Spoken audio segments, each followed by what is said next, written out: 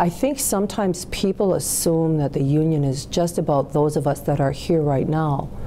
But most people don't come to education with the idea that it's a quick fix. They know it's a long haul. They know that the education of a child is over an extensive period of time, and that sometimes when you hit rough spots, you have the capacity to stay there and stay the course with them and work through it and get them to where they need to be. I've been at this quite a while. I've worked for a lot of different administrators over the course of my life with many different philosophies, and the fits are sometimes different.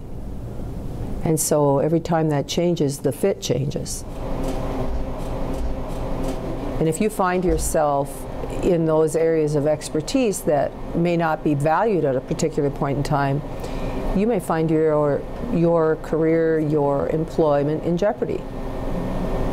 And I don't think we want to have people feeling like that when they're working with children and they're teaching and working in a classroom.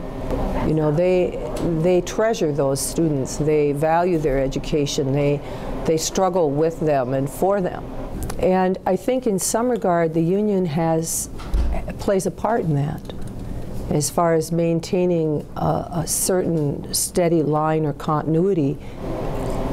People just assume that because they were hired by management, that management understands their teaching philosophy or values them or continues to value them.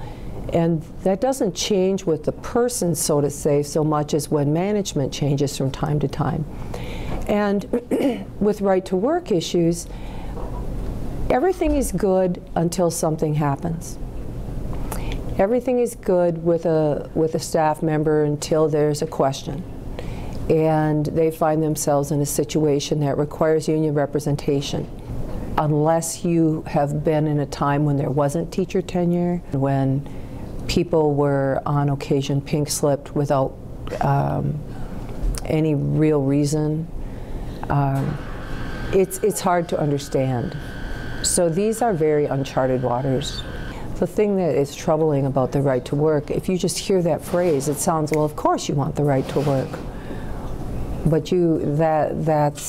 that name doesn't describe precisely what it is. It's actually the opposite. The union needs to be there. It needs to be there so that we can continue to be a very well-educated state, very well-respected across the nation. When people find out that you're from Minnesota, if you're looking for a job many times in the South, they want you because they know we value education. And that's an interesting compliment to the work that's been done and continues to be done.